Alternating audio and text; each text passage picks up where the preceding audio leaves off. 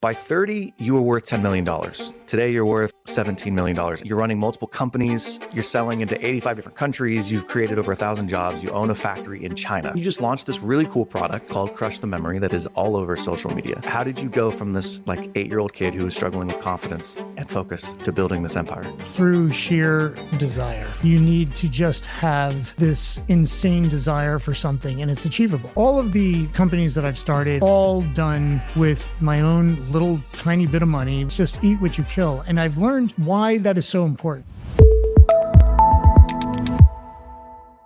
I'm just going to jump right into it. You had a post a while back that said, by 30, you were worth $10 million. Today, you're worth $17 million. And you've done all of this without a perfect academic track record.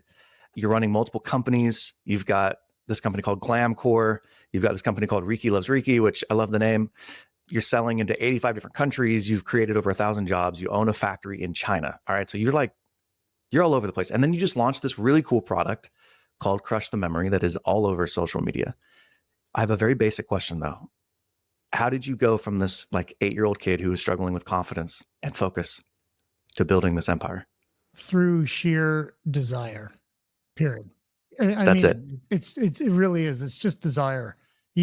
It's the old, show me the incentive, I'll show you the outcome. My incentive was so high and it was a function of my desire. That's really it. And I think that's an important piece of information for people to understand, because you do not need to be scheduled in life. You need to just have this insane desire for something, and it's achievable.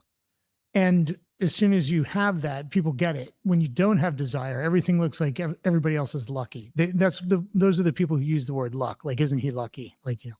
How fortunate that person is. Really, desire is at the heart of probably everything that I've ever done. At what age did you realize you had ADHD?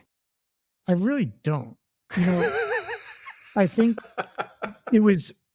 I think when I was a kid, people thought that you do, and giving kids medicine is really, great for schools because they can calm you down. But really, over time, you can train yourself to have insane focus. And then, I think for me, I never had traditional ADHD. I don't think I do. What I do have is a complete and total desire to succeed. And that is very narrow. Well, I asked the ADHD question, not because you've ever said that you have ADHD, but I talk to many entrepreneurs. I have ADHD. There's a strong undercurrent of entrepreneurs having a very similar personality with many of the ADHD characteristics.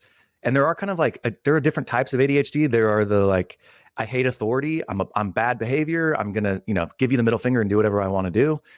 And then there's the type that I had, which is a little bit quieter, but you can't focus. I barely graduated high school. You're constantly trying to figure things out, but you have an ability to hyper focus or hyper zoom in on things.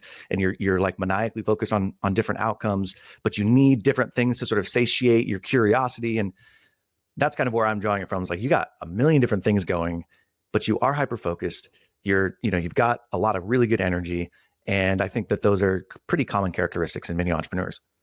That I would agree. I think if you're classifying it that way, I'm a very, very curious individual who needs a lot of intellectual stimulation. So that leads into, I think, how I often describe myself, which would be useful for this conversation, which is I'm a dot collector, meaning every piece of information is a dot. And then effectively, over time, you start connecting the dots. And I'm a dot collector. I love learning. I'm constantly reading. I'm investigating something that's interesting. This morning at 4:30 in the morning, I put in a freedom of information request for information on airline security. I have an interest in something. Yeah. Brewing. There's a data point. I want to know what the data point is, and I'll end up publishing it when I get it all done.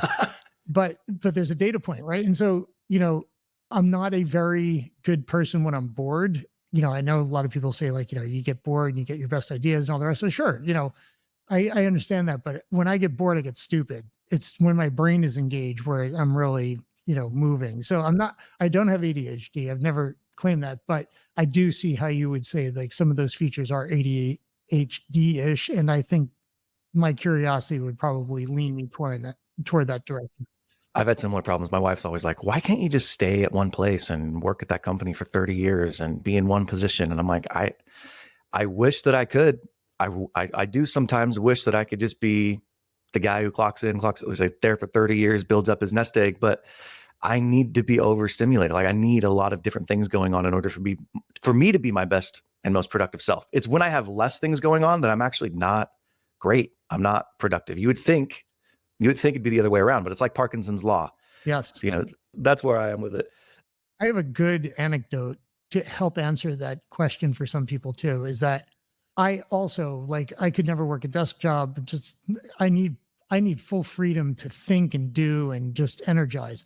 However, I have a very close colleague at the company whose parents are entrepreneurs and run a business, and she's super bright. And she has told me, she's like, I don't ever want to run a business. She's like, I see what it does to families. I looked what it did to my family and I never forget that. And I'm like, she understands, she's super smart, but she understands also that there is a cause and effect, and she gets to make a choice. She absolutely gets to make a choice. And she made a choice. She's like, no, I don't need or want that. I don't want that same outcome. I want something different. And so, you worry about that stuff after work all night, every weekend. Yeah. 100%. I'm not going to, pay me to do what you need me to do, but it's not, at the end of the day, it's on you. There's a difference. People can make a decision about that. Are you a lifelong entrepreneur? Have you always been an entrepreneur? Oh, I've only had one job, and it was working during summer between high school and college for 2 summers, working at a boutique bond trading company in New York, because I had this aspiration to become an index options trader from when I was a little kid. And I quickly exited any interest in Wall Street after having worked there, and only started up businesses, including from when I was in college doing startups. Really? Okay. So one of my favorite things that you do is very similar to my business partner, best friend, Chris Kerner, mobile home park guy on Twitter. He loves to just say like the mantra over and over, like constraints are a blessing. Constraints are a blessing. And obviously you've been hyper successful. You've launched a lot of businesses. Most recently, you've launched this thing called Crush the Memory. And the way that you've launched it, there it is. It's right around your neck. The way that you've launched it, it's like there are a lot of constraints. You didn't go out and spend $1 million on ads. You created the distribution effectively. Has that been a mantra throughout your career? Have you always been sort of focused on the bootstrap, having constraints, or is that something you've developed over time? My whole life is about constraints. Really? Yeah, there are no. So all of the companies that I've started, all of the industries into which I've gone, are all done with my own little tiny bit of money, which I grew, and some loans from my mom. Just as a very rough way to try to describe the early stages.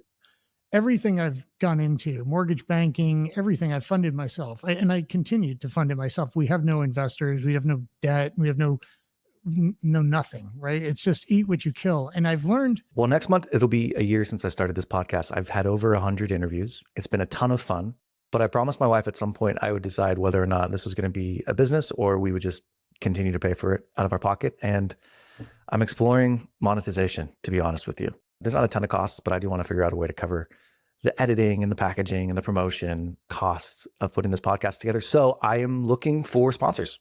I don't know what that looks like. If you've enjoyed this podcast and you've ever found some value and you want to sponsor, reach out to me, nick@cofounders.com, and let's get back into it. Why that is so important. My wife and I are constantly at odds with this. She's like, why don't you just raise money to do this? Or why don't you just raise money to do that?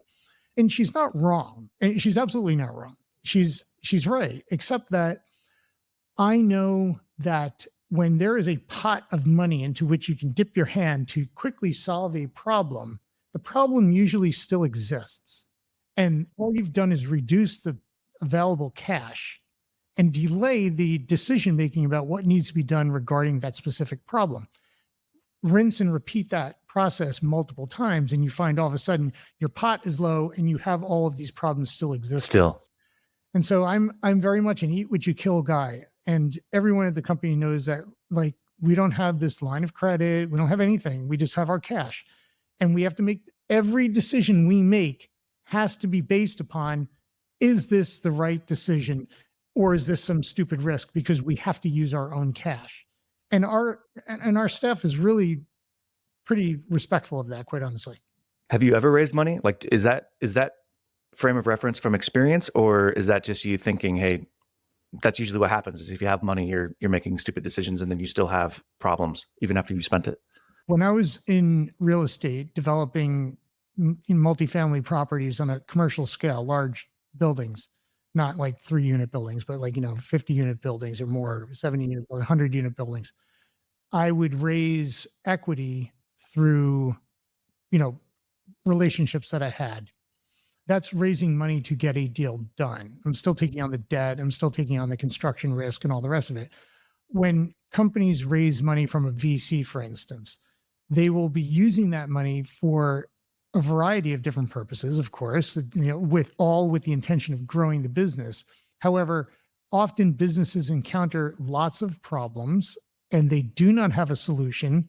The brain damage it takes to try to create the solution or figure out how to solve something is so high that there's usually a slug of cash that can be thrown at it to help the problem go away, but it usually recurs. And so I'm not really an advocate for just dumping money on people and saying like, you'll figure it out, because usually what happens is, and why there's such low success in the venture capital world, is that people will spend the money to solve problems and grow. And as they grow, the problems exist and it eats up the cash and then it just goes flat. How big is your administrative team? You said our team, my team knows. What does that mean exactly? We have effectively offshored a bunch of operations instead of growing them organically. So in the United States, we have about 8 people. Then we have an operation in Colombia, which is about 10 people. We have an operation in the Philippines, which is about 10 people or so. And then we have our factory in China, which has, of course, a white collar staff and then the blue collar assembly. And we have, I think right now, we're probably 40 people there or so. What does each one of those units do, I guess? So like, what does the team in the States do? What does the team in Colombia, Philippines, and China? In the United States, we do engineering. So our crush engineering is all done in the US. It's not something you just want to hand off to, people in foreign countries all the time. That doesn't mean that it's better. We really do need a good team, and we've got a team here. We have operations, global operations in the United States. We've got global marketing in the United States, and we have so our marketing team, effectively our big marketing team, all the head of marketing is in the United States. Then in Colombia, it's all of the email marketing, graphic design, video editing, all those people are in Colombia. And then in the Philippines, we have mostly customer service and some operations. And then in China, we have some operations, some customer service, and then our product development team. So all that team is Crush the Memory. That's not no. The other that's globally. So the way you can kind of think about it is I have this organization, the structure of all these business units that all work, and we incubate brands. And from the infrastructure that we have, the incubation is easier because each startup is almost incremental. Everything exists: ERP systems, operations, shipping, warehousing, all that stuff. And then it makes it easier to incubate the brands, and then people get dedicated to the brands. Okay, so you're incubating these brands, and then you're funding the incubated companies with the cash flows of the brands that you've already launched. That's correct. So how many brands do you have? So outside of Crush the Memory, how many companies do you have within this? I'm not going to say holdco because it's not exactly. It's not a holdco. It's one company with multiple brands. Okay. Crush will be split off soon because it is going for a capital raise, which I can explain. But we have a company called Glamcore. The name of the company is Glamcore Global, but that is our primary brand. That's the brand with which I started. Then we incubated Ricky Loves Ricky, and these are in the beauty industry. So most guys don't really know it, but a lot of women do. But we have professional beauty lighting products, and we have consumer products that you can find in like Nordstrom's and Bloomingdale's and stuff like that. Then we incubated a brand called Tyco, which is a CPG brand, which is still in its hardest road right now. We haven't made any real traction with it. And there's a reason for that. But it sells shampoo, conditioner, body wash in bottles that are refillable that you can put in your shower. And it's a great brand. We were attempting to turn it into an Amazon brand, and it did not compete well on Amazon for how much money is required to invest, let's just say. So we've switched tune with that. We just pulled that. We just changed our strategy in Q4 last year with that. Crush, we just incubated Crush. We just incubated Best Combs. This is a comb line. It's very interesting that we engineered using our team. And we have another that's just coming to market literally this week. Literally. That's amazing. We did it on Kickstarter. We just put it on Kickstarter to see what would happen without any marketing or anything. We did it stone cold and did like 10 grand or a little bit more, but just say $10,000 and people buying combs because of the story behind it. And then we have another brand called Lollipops, which is landing in my warehouse at the end of the month. So sometime this week it will land. And that is Best Combs is a JV, and so is this other Lollipops brand. And they all have different strategies. Like Best Combs is a totally different strategy. It's very focused on one job, one goal. Mm-hmm. We know exactly what we want. We know exactly how we're going to go get it. Lollipops, same deal. So I have all these different brands that get incubated and launched and tour right now, literally this month. Can you give me an idea of, let's say, all the brands or that company top line revenue, like just size? So we are now in a downward trend. So over COVID, let's just say we did about it was more, just say $18 million. And then since COVID ended, we had a sharp decline in revenue. Some of it is related to iOS 14, and then some of it is just related to consumer demand. Demand for our products picked up tremendously during the pandemic and then fell off. We're okay with falling off. And by the way, I could care less about top line. Completely irrelevant to me. It means nothing to me. The only part of a revenue stack that matters is what the profit is. And show me that you're profitable. We like more profits, of course, but even still, in the year following COVID, we did, I think, 17 million and lost $1 million or something that year. Wow. Yeah. So, that's why I don't like chasing top line. I like chasing bottom line. And however, this past year, we just closed, to tell you how far the drop goes, we just closed 2024 and the total revenue was over $7. It was somewhere a little above $7 million. You're talking about a huge drop. However, with that, our profitability dropped still. We've been losing money for over a year, and I started restructuring the company back in July of last year. And we're at the last quarter of restructuring it to get right side up again. And what's funny is we'll do, I don't know how much we'll do this year. I've stopped predicting 5-10 million. I really don't know. Really, everybody's like, well, what are you going to do this year? I don't know. I don't know. I really don't. Right. We eat what we kill. My only job is to make sure, we have enough profits coming in and we don't burn through all of our cash constantly, right? That's the job.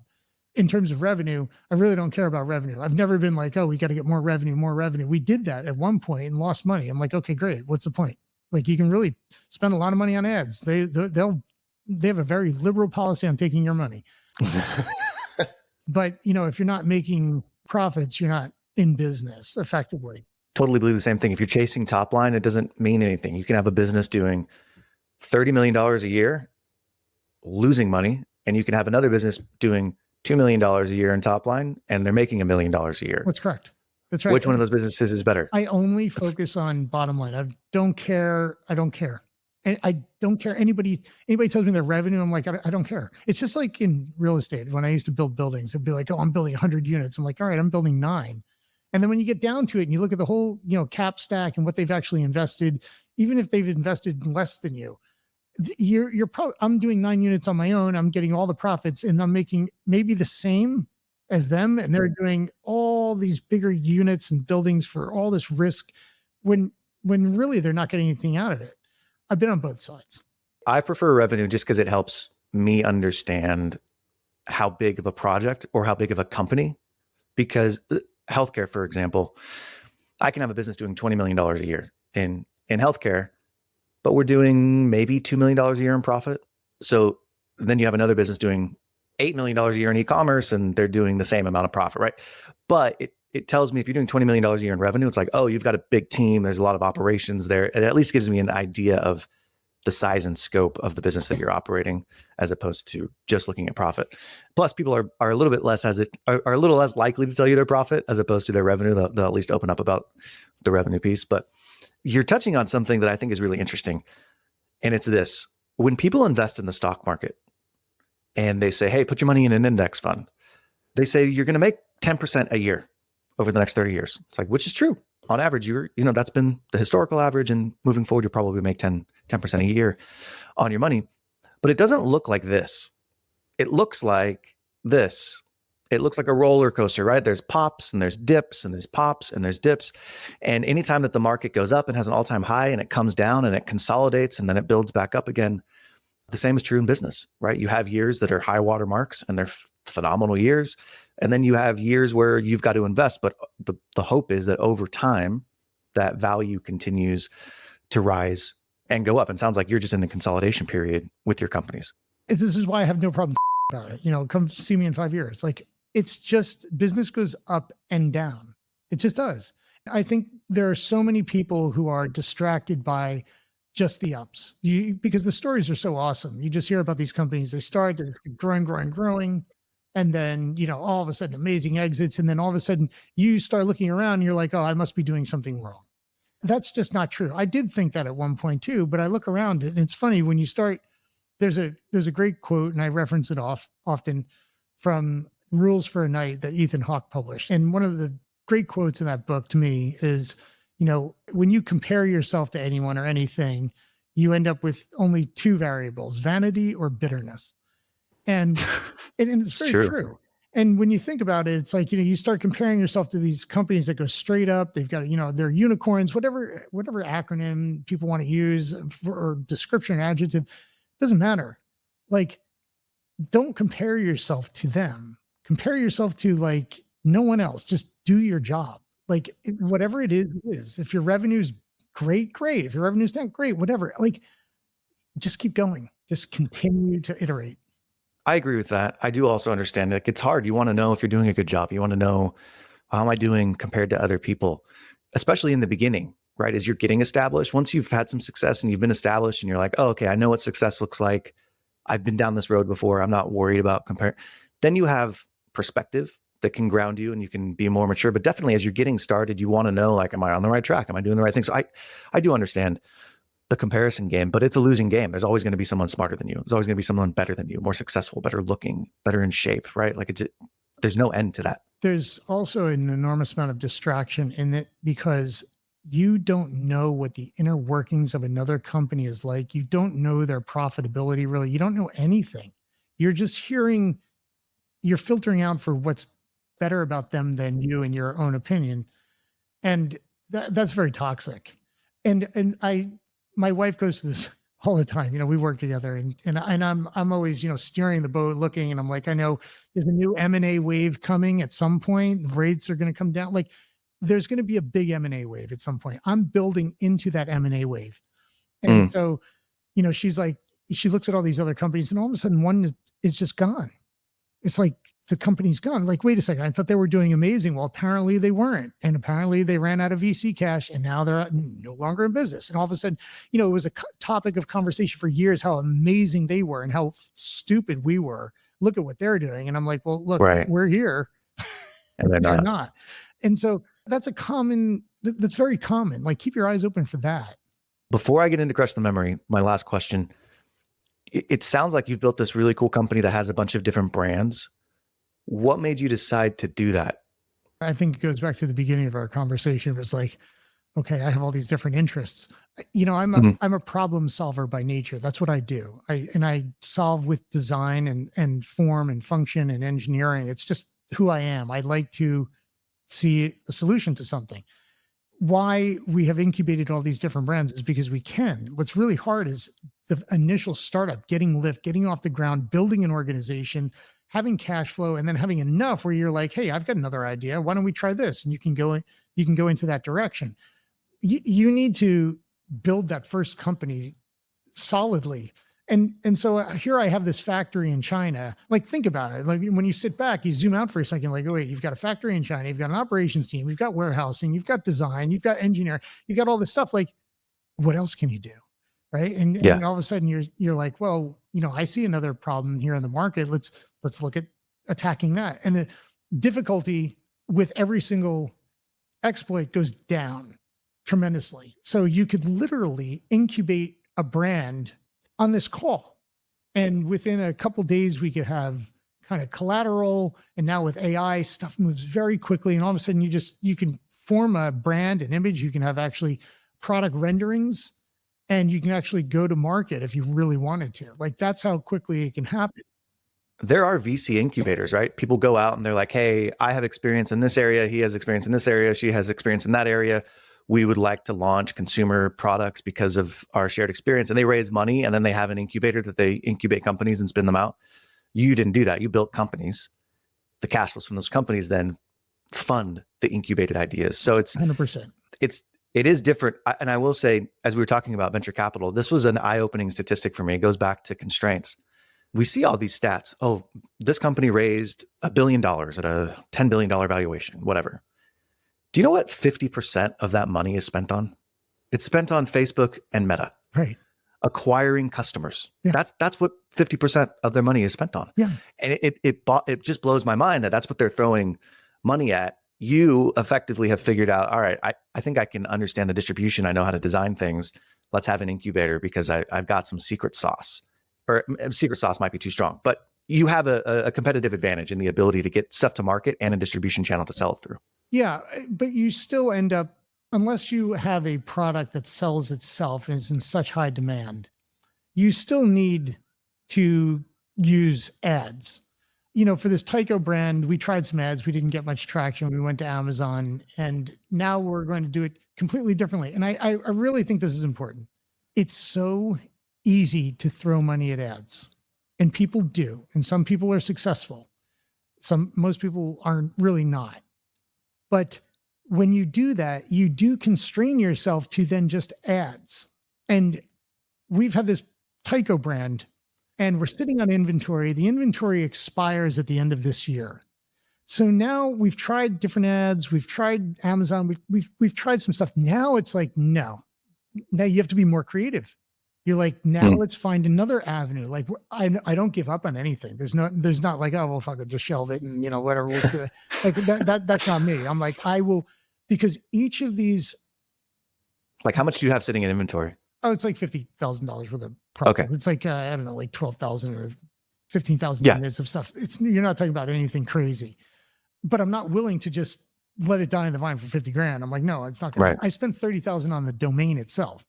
Okay. So what I'm trying to get at is you have to continually think about more creative ways to access channels, create channels, find a way to move it. So now I have another idea. I'm like, okay, hotels, Airbnb, like I'm constantly, and one of those keys will unlock a door that we would never have thought of earlier if, we were just doing like a ROAS 2.3 on Meta and just like clicking by, and then like something more spectacular will happen as a result of these constraints, right? And so that's where I'm at. So I'm like, I'm super energized about this brand because it's done really not much. I mean, like not much, that $10,000 or something. I mean, we're talking just not a lot, and no one's focused on it because we have all these other jobs. So that's something else. Resource attribution. Okay, so there's two sayings that have come to mind for me, and they're both venture sayings. The first one is first-time founders focus on product, and second-time founders focus on distribution. I think you focus on both, but it's obvious you're very concerned with the distribution piece. The second saying is hardware is hard. So I want to know, this crushed the memory. It's an amazing idea, but walk me through, okay, first of all, what is it? Where did the idea come from? And if hardware is hard, why did you decide to make a hardware product? Well, I didn't know hardware was hard. So I'm ignorant. No, I'm just telling you, I'm an ignorant person. I'm very naive. I'm not I'm not interested in, I just do stuff. Like going to China. I just moved to China. Like I didn't know it was hard, or it's just a challenge. Like that's just what I do. I see what I want and I go get it. So I hear hardware is hard. And yeah, it is hard if you're just some dude, but here I am, I'm living in China. I'm building products that I've never built before that I find are much easier than building a building because it's only a certain number of parts.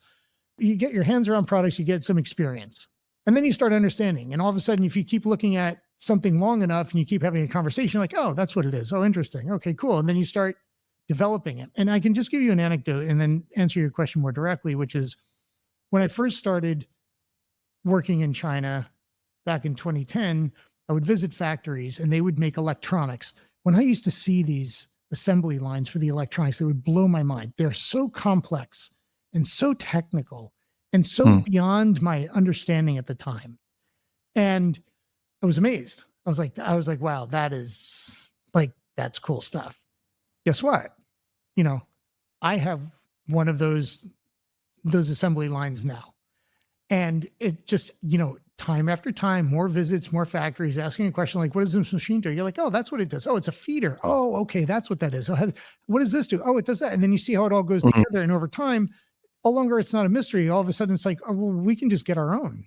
Like, why don't we do that? We just need to hire the right operator. And so you do. Right. And so now I've got a very technical SMT line that assembles. What's SMT? A surface mount technology. So when you get a electronic, it has a circuit board in it. That's called a PCB, printed circuit board. And all those components have to go on the circuit board. That's done with a very high speed, technical, expensive machine and a line that takes it and puts a solder mask on and drops components and picks the components super fast and then puts it through a reflow oven. It just like all that stuff was foreign language to me. Now it's just, it's what we do. It's my favorite process and I own it. So getting familiar with something makes it easier. And then you see that, oh, I can do that. So when people say hardware is hard, yeah, like when I first got into China, hardware was hard. I had to rely on all these people, processes I didn't understand and kind of like go with it. Like, yeah, that sounds fine to me. Making decisions about. So this isn't the first hardware that you've developed. Okay. No, not at all. Not even close. As a matter of fact, one of the easier ones. Where did the idea come from? From speaking to an individual about. So for those who don't, sorry. For those who don't know, Crush the Memory is. It's an AI. It's an AI recording device, and you just literally press a button, speak into it, press it again, and that audio file will go from your device through Wi-Fi into a backend server, secure, encrypted, transcribe, and give you a note in our Crush app on the phone. And that note is actionable. That can be searched with AI. It can be put into folders. It's a phenomenal piece of software. But the hardware itself is there to capture ideas and thoughts and conversations when they occur. It's not for most people. It is, what I've learned is, it is for effectively the C-suite and independents who are running businesses and depend on their thoughts and ideas in order to advance their lives and careers. It's not for an Amazon driver who's, watching, looking to clock out and get a 12-pack and, chill out. I've got an amazing vertical for you to sell into that I'm excited to talk to you about, but I'm going to let you. How did the idea come about in the first place? So I was talking to somebody who was writing, and I said, "What are you writing?" And they said, "Well, I have to write down everything, or else I forget." And then it just developed into a conversation about where you get ideas. And this individual is chock full of ideas, like me. And we were joking about how you get so many in the shower, and we were laughing about that. I'm like, you know what? I think I'm going to go on Amazon and go buy something that's commercially available that is a solution to this problem, and put it in my shower, because I get tons of ideas in the shower. And like, it's always a place. And I'm always like, hey Siri, you must first unlock your phone. You're like, you fucking whip that thing. Like, nothing. Yeah, seriously. You can't do anything really. It's a wildly inconvenient place. And then through some discovery, learned that not only was there no actual solution, there was no solution in the market to be able to just capture thought really quickly. People have attempted, but it didn't exist. And so I said, I need this. I'm going to develop it, and I'm going to make it commercial. I'm going to commercialize it, because I'm not the only person who needs this. And there are dementia patients who purchase from us. We have mostly C-suiters. That's really our biggest audience, and independent individuals, who are either running companies or they're solopreneurs. They're people who are completely dependent on oneself in order to advance. So what was the timeline between having the idea, oh, this would be really cool, to, product in hand of consumer? The hardware was done first. The hardware was like, we knew exactly what to do. We looked at different chipsets. We're like, okay, what about this? Let's get some, SDKs. Let's put this together. Let's program it. All right, we have to figure out the programming. We used a chipset that required us to learn new programming, so that slowed us down a bit. But the hardware was there, and then we're like, all right, I did the UI. I'm like, let me design this app. I'm a person who's very focused on organization. So I'm really good at organizing, like exceptionally good at organizing. So I'm like, this is where I can shine. I'm like, I can create an app that is so simple on purpose, very complex when you look behind, but it's very simple, is very familiar, has great organization tools that anybody can use. I'm like, that's the challenge. So let me dive into that. So I did that. I created the UI. We started coding, and the understanding of how this can be used continued to evolve and change in conversations with people. And we pivoted, and we got to a point where we had to rewrite from scratch and completely just scrap it. So the timeline was October 21. I got the idea and started doing research and discovery. By the end of December, I had a UI. We had a conceptual piece of hardware designed on paper, and we didn't ship until, just say, October of 24. Think about that. Oh my gosh, 3 years. The challenges were awesome, let me just say, because here we are, we're really good at hardware. We can do lots of hardware stuff, but now there's this entire new back end that we had to go and learn. And I know how to code, but I don't code anymore. And I started doing some. Was it the software layer, or was it the software layer? Okay. Was a major challenge for us, and for other people, really it's not. So people are like, oh, the software, you can do this, that, and the other. The problem with the analysis is that we know software too, like we understand, except that into what will this evolve? What we're going to spend money on now, will we get a return out of it later? Will we need to pivot? We had a developer who didn't understand ultimately that they thought this was just like a DIY kind of project, and completely misled us and what the best way to go about it was. Had to scrap that, rewrite, and then we got smarter and smarter and smarter along the way, to the point now we're like so smart with this stuff. After 3 years, I have a brilliant engineer, by the way. His name is Josh, and he and I, lead this team. And we learned over the course of years and trial and error what the right model is for this.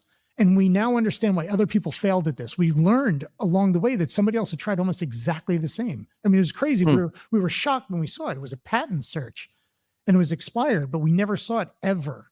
And it was uncanny. They completely failed. We totally understand why. They even documented, they're like, we have to start over and we need money to start over. I'm like, oh, I get that. We did that 3 times. I'm like, 500. So I'm like, I understand why these companies fail. I understand why some of these other big people who are doing this are not even in the market yet. You just started with 3 times. In 2021, I mean, AI was known at the time, but it was not, I want to say ChatGPT came out in 2023, right? So it's like, this was early for AI, and it's now like, you're now positioning it as an AI device. Right. Was that the thought at the time, or has it evolved because AI came out? Totally evolved. Oh my God, Nick, we're just now sunsetting the existing architecture that we have. We're about to launch next month a whole new architecture. We know where we're going now. It's so clear. We rewrote again. We saved a lot of the code base, but we've moved databases. We were like, now we know what the future looks like. Before it was like up to where you were, and they're like, oh, we can integrate the AI into it now, and like, oh, it's expensive. The price. We've got this unlocked. Now I'm like, oh, I'm extremely clear on where we're going. I'm extremely clear on what we're doing. I know exactly how to do it. Now it's the real opportunity, right? The AI is taking us there. When you started, how much did you think it was going to cost you to go to market, and how much has it actually cost you to get to this point? Like, what are you invested into the company?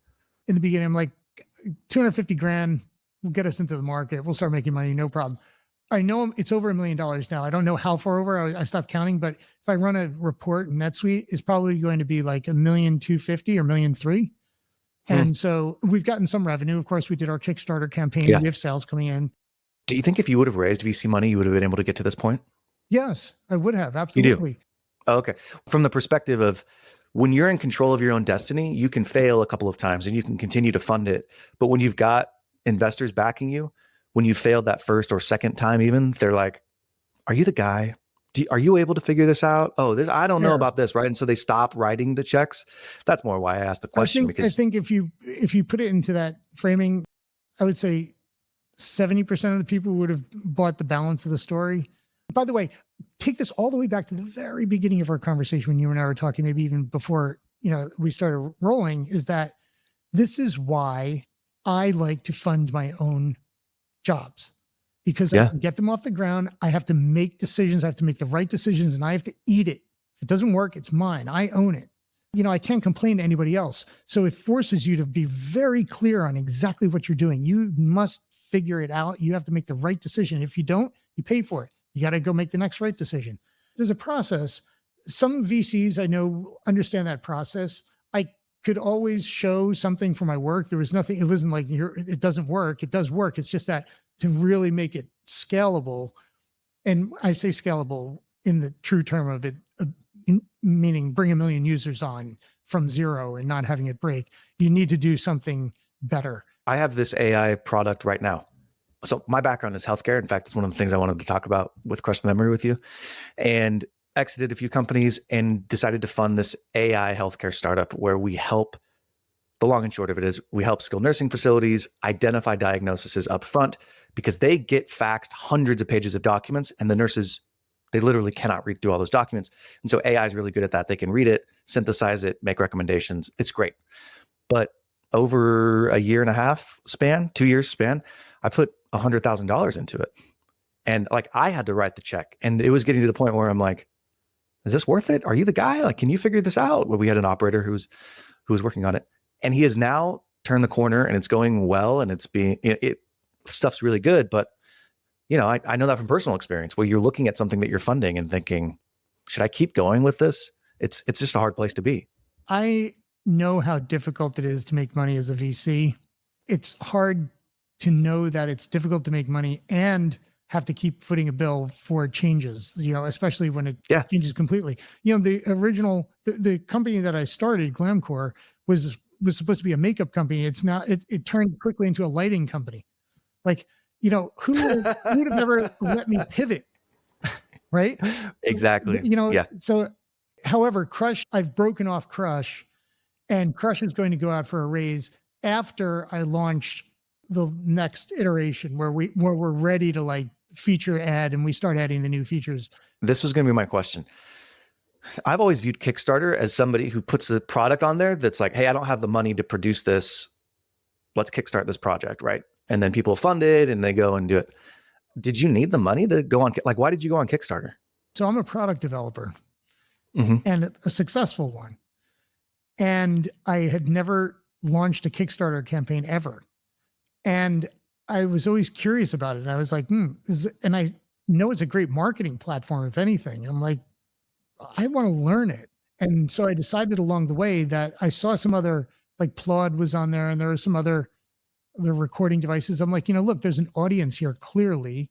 Let me at least learn Kickstarter. And I have no downside to putting it onto Kickstarter. And all I need to do is learn it. So I hired an agency to help me understand how to do this and how to launch on Kickstarter properly. It was like $9,800 or something. Best $9,800 I spent. I completely understand how to launch on Kickstarter, everything. We've launched 3 campaigns now on Kickstarter, of Crush being one of them, with all that. Do you like Kickstarter because of the ability to validate your product? I think I like Kickstarter because I'm not at risk of not being able to deliver. Interesting. Yeah, for me, it was like I put in my copy, I guaranteed to deliver because I had the product. I didn't need to go make a mold. I mean, I've got tooling. I already have it. I'm done. Right. I'm just like, just make it. So Yeah, it's almost like another marketing channel. that's what it is. To me, it's a marketing channel, and it helped with social proof, and it helps kickstart the brand, effectively. And so, using that is helpful in getting people to take a look, right? And that's what I wanted people to do, is take a look. So how many units have you sold of Crush the Memory? Like, what does that look like? Roughly about 2,000. 2,000? More than 2,000. It's really, Okay. it's not units that matters. It's really customers, because, one customer could buy 10, right? I have 3, so units really isn't the important metric. Why do you have 3? I have one in my shower, one with me, and then I have another one floating around, which, as a backup. It just floats around, and you'd be surprised. Like, I used it this morning. Why it's being charged? I used it this morning because I got up at 3:30 in the morning, and I went to the bathroom. I didn't have my Crush. It was on the bedside, and I was like, "Oh yeah, right." And this one happened to be in the bathroom, not in the shower. Like, so like there's one that floats around. Does your wife ever find it around the house and just say like, "Remember to stop by the post office and pick up the kids"? The kids. I get so many for the kids. They're the kid, and I save them. I save the audio, and I put them in the little home file. Oh, it's adorable. It's adorable. Yeah, Daddy. That's so fun. We got our kids Apple Watches for Christmas, the 2 older boys, and they've started sending me text messages and voice notes. Oh, it's so funny just to hear what they're saying and the conversations they're having. Okay, so 2,000-ish units. How much do they cost per unit? $149 effectively. So, okay. Yeah. So that's what it really is. What is that? $300, $400-ish thousand of top line revenue since launch? Yeah. Wow. And when did you launch? This hasn't been that long. I want to say it's only been maybe 6 months. We put it on Kickstarter in July, and it closed in August. We have been selling it since. We're not doing any marketing. I have to also make sure you understand the strategy here. We're doing some paid ads, little stuff.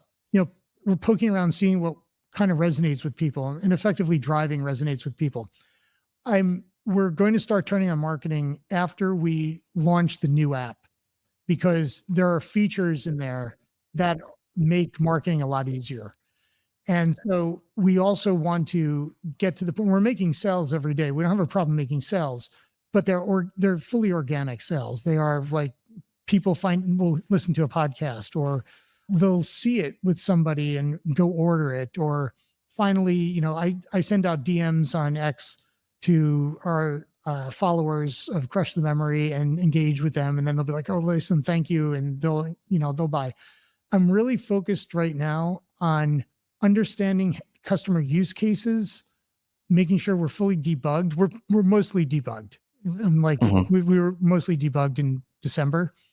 There's some edge cases that we're continuing to work on, but now that we're 100% stable, we have use cases. We've spoken to enough customers. We're going to go get testimonials now, build some new content, and then we're going to start marketing it, pretty significantly. And that's where you'd raise money, right? Like, that's where it's like, yeah, we want money to throw on the ads, the paid ad side, and expand our product offering. Because now you know what you're doing. Now we know what we're doing, and I can prove it. Meaning, I'm not going out saying, "Hey, listen, let's just speak in terms of real dollars for a second." Effectively, we're turning this into a social network. And I know it's going to be hard to connect. Like, how do you get from this to a social network? And the way you can kind of think of it is that our customer base, now that we know who they are, because there was a question about who they actually were. We did a 10,000 person user study that led us to believe it was construction people last year. At the end of the day, it's C-suite. That's effectively who they are. And for the most part, and independents who are responsible for their own growth. Now that we know who they are, we don't know what they're collecting, but we know that they're using it to create information and to make decisions. That's a universe of knowledge that's not available to people. You're not going to find it on X. You're not going to find it on Google or anywhere else. With which it is to make a note is so high, there's no friction, that they tend, like, you look at our chart of how many people are making notes, it keeps going up and up and up, because people are getting used to using it now. Now they're crushing everything.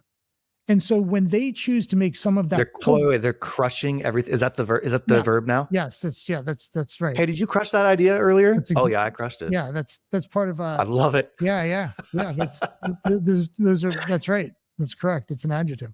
So when people are crushing their ideas and they make them eventually public, they can say, like, everything in this folder I'm going to make public. This is going to be my public Crush profile. Then it's become searchable through the AI in Crush that starts connecting people. We have a chat feature, so now you can talk to other people. And now it's like a pre-X social platform of a body of knowledge that's available nowhere else. That is very compelling.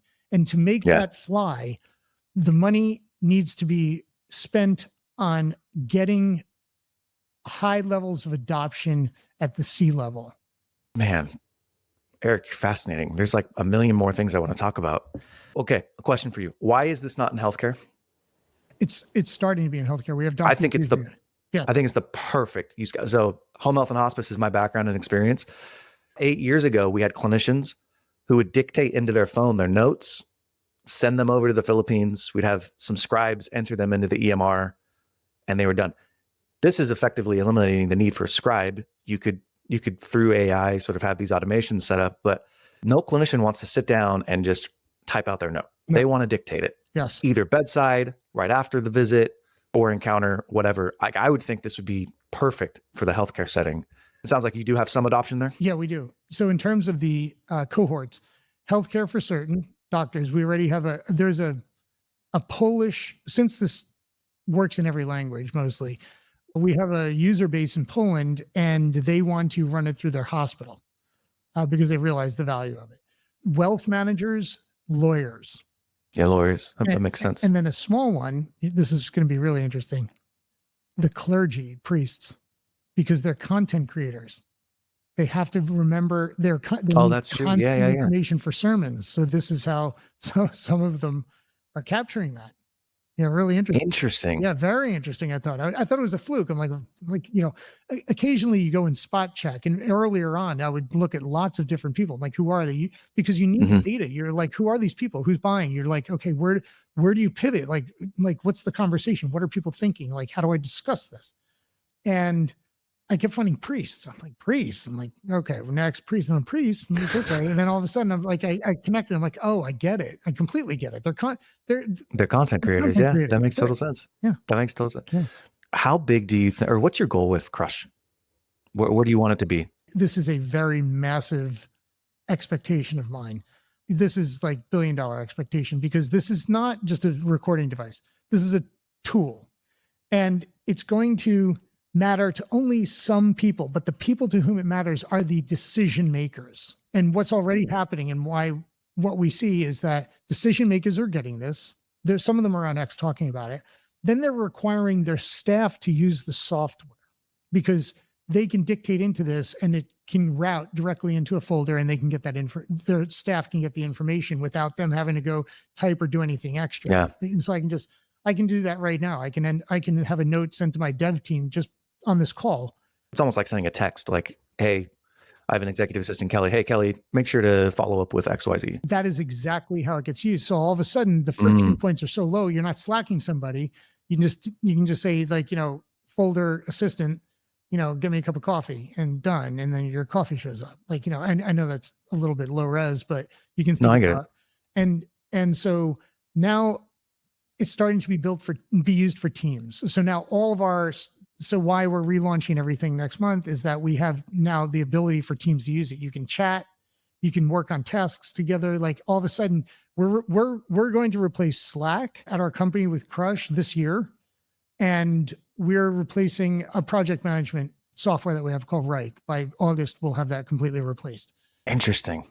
And then you can create external facing, website profile. We're going to link this into different other software like Notion and others. And then eventually wherever people are using this for Notion, we will eventually adopt and create Notion lookalike features. And then we'll cut off at some point later, some sort of access to it unless you pay for it. This is a very interesting backdoor into the decision-making community. Do you think Crush becomes your only thing pretty quickly here, or will you continue to do like different projects and ideas? It's my 95%. Well, it just sounds like there's so much within Crush that you could do. That's why it's so exciting. You can see how amplified I get when I talk about it. Because that's how much I clearly see what's going on. All I have to do is play out what's going on right now and stay ahead. That's why everyone's like, oh, there's a recording device. I don't care about recording devices. Hardware quality will all reach parity in the next 10 months. Like we're building a next version. It's not this. This is just to get from here out. It's not this. It's the software.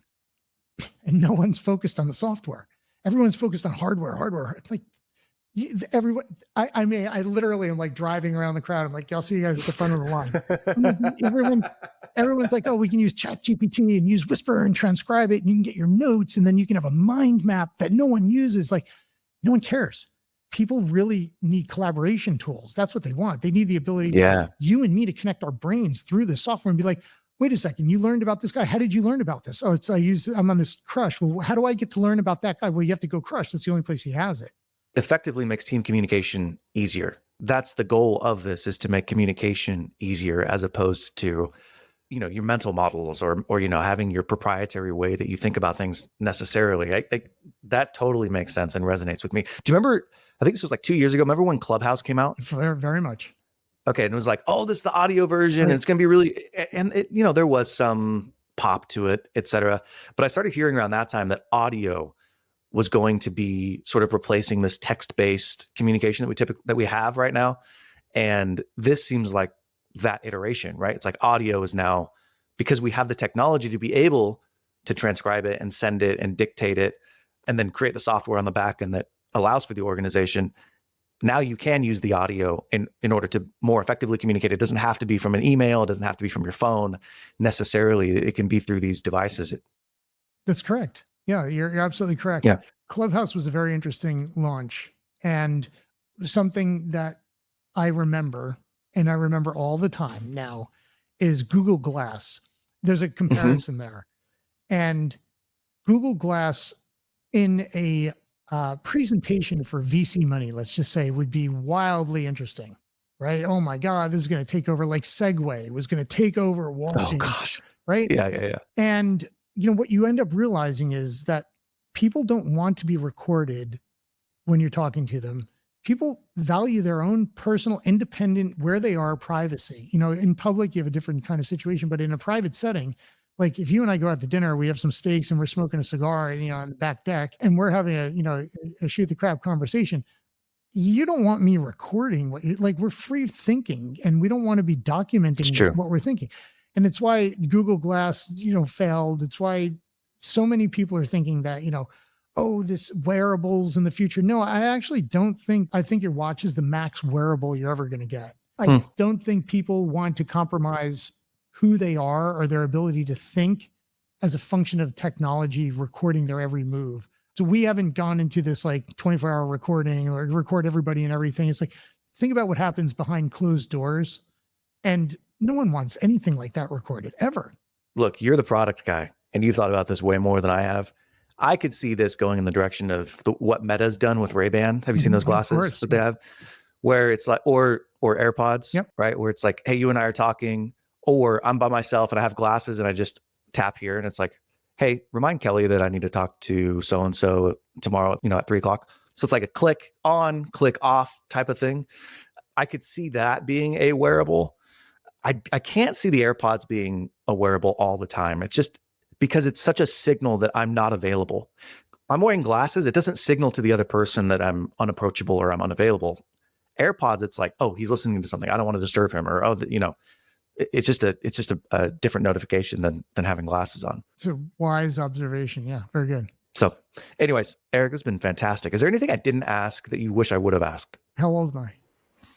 How old are you? 54. 54. Why did you want me to ask that? Because everybody thinks I'm like 40. I don't say that jokingly. It's like true. It's like because you see all of these younger people who claim to have all this wisdom who are like 29 years old, and you're like, wait a second, you're 29 years old. Like, how much wisdom could you possibly have? It's like, no, I know what I know because of my age, and I'm not. People look at me like friends of mine. They're like, dude, how do you age? You look like So you and Brian Johnson apparently. Vampire Johnson, yeah, I know. But Vampire Johnson. Yeah, but it's like I don't have gray hair or anything, so it's misleading sometimes, and so it's important for people to know the context that I didn't just start out. I've been doing this, for I love it, man. all my life.